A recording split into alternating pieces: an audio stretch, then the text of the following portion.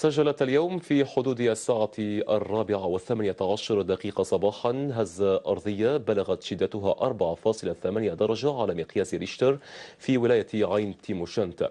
مركز الهزة الأرضية حدد ب60 كيلومتر شمال غرب منطقة بني صاف. ينضم معنا النقيب محمد ملخلوة رئيس مصلحة الوقاية ومكلف بالإعلام على مستوى مديرية الحماية المدنية لولاية عين تيموشنت. صباح الخير سيدي. صباح الخير سيد. هل من تفاصيل جديدة؟ هل تم تسجيل خسائر جراء هذه الهزة؟ شكرا.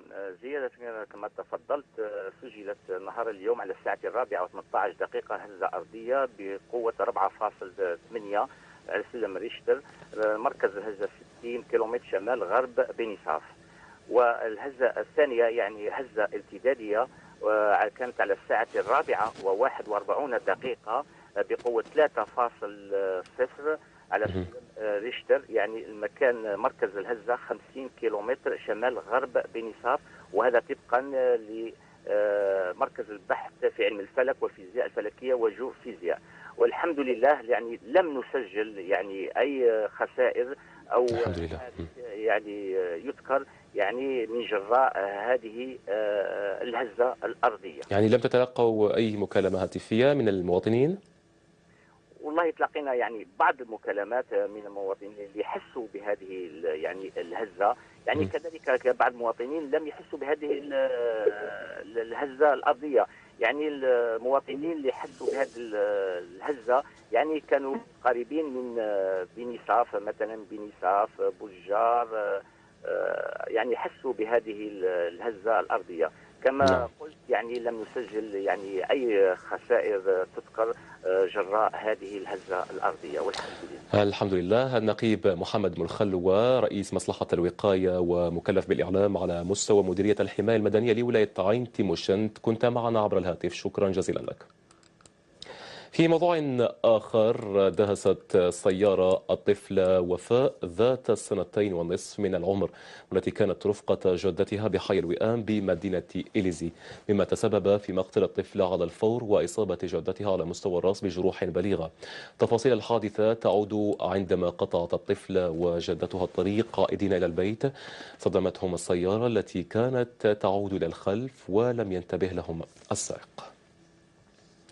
اهتزت جامعة العرب تبسي بولاية تبسة على وقع فضيحة كبيرة تمثلت في اكتشاف طالب يدرس في كليتين مختلفتين ومسجل بطريقة مشبوهة تتنافى مع قانون وزارة التعليم العالي والبحث العلمي، انطلاقا من المادة 10 من القرار 712 الذي يؤكد على أنه لا يسمح للطالب إلا بتسجيل مرة واحدة على المستوى الوطني، وهو ما يعتبر تحدي صارخ للقانون المنظم، ما تسبب في حدوث حالة استنفار واستياء، خاصة بعد تكريمه خلال حفل رسمي بمناسبة اختتام الموسم الجامعي. تفاصيل أكثر في ميكروفون سليم دريد. الغريب في الأمر أن هذا الطالب يكرم من طرف الوالي لتحصل على شهادة لا ليسونس تاريخ، والأساتذة يعني يدرس في تخصصين كليتين تقريبا. الأساتذة يعرفوا أن الشخص هذا يدرس تخصصين، هذا أمر فيه ما يقال.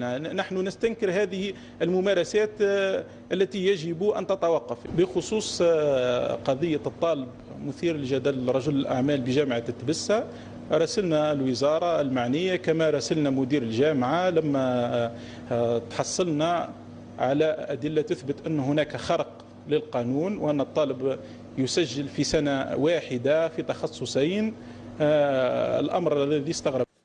رئيس جامعة العرب تبسي البروفيسور سعيد فكر الذي كان في مهمة عمل لين عرب في اتصال هاتفي عن جهله الموضوع بالقول: أنا لا أتدخل في البيداغوجيا ومراقبة الأسماء لأن أهدافي أسمى، وهي ترقية الجامعة واختصاصاتها، والتسجيلات تتم في الكليات.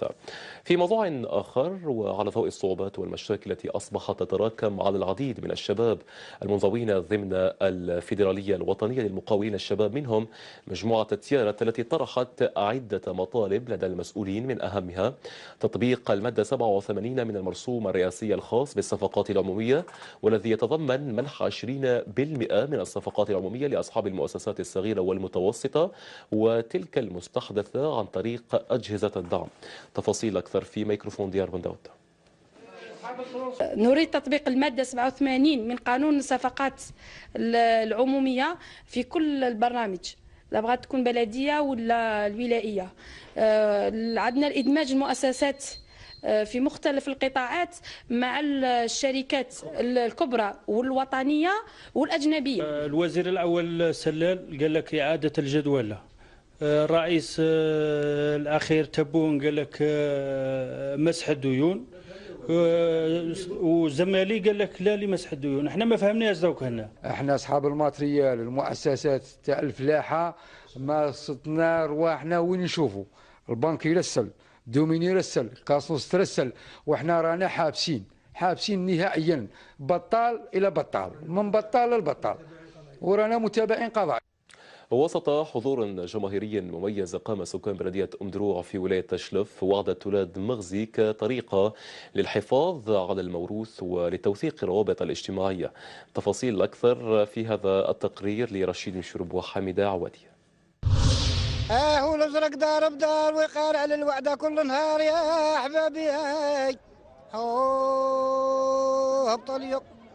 على وقع أصوات البارود وألعاب الفانتازيا، أقام سكان بلدية أم الدروع بولاية تشلف وعدة ولاد مغزي بمشاركة أزيد من 100 خيال ومن مختلف ولايات الوطن الغربية، وبحضور العديد من الزوار القادمين من كل مكان. هو اللي يقول لي لا تروح لشلف حرمتك سيدي لا تنسان، جبنا لك الصلاح واللي تاقوا في كل بلده، وين تروح لشلف ما يعزوش معك الفان، وين جاهم سلطان ما يديروش معك عناد. إحياء لعادات وتقاليد الأجداد في لم شمل كافة سكان المناطق المجاورة من خلال هذه الوعدات الشعبية المزينة بالألعاب التقليدية والأسواق التي تحمل طابع الماضي. الشعب هذا تحد ودار هذه الوعدة، ما يحتاج تاع مناسبة، ما يتحتى واحد، يجوا لها عابر سبيل، يجوا لها من كل ولاية، الفقراء الدراوش كاع يجوا ياكلوا في هذه الوعدة، والحمد لله رب العالمين. درنا هذه الوعدة وإن شاء الله تتكرر كل عام إن شاء الله. وجاونا احبابنا من معسكر غليزان، تسمسيل، مديه، عين الدفله، جاو من الجزائر وجاو هنا يحتفلوا معنا في هذه الوعده ان شاء الله. مهرجان تقليدي سنوي يظهر فيه سكان المنطقة كرمهم وضيافتهم وحسن نيتهم التي تظهر في كيفية استقبال الضيوف لتكون كطريقة للحفاظ على هذا الموروث.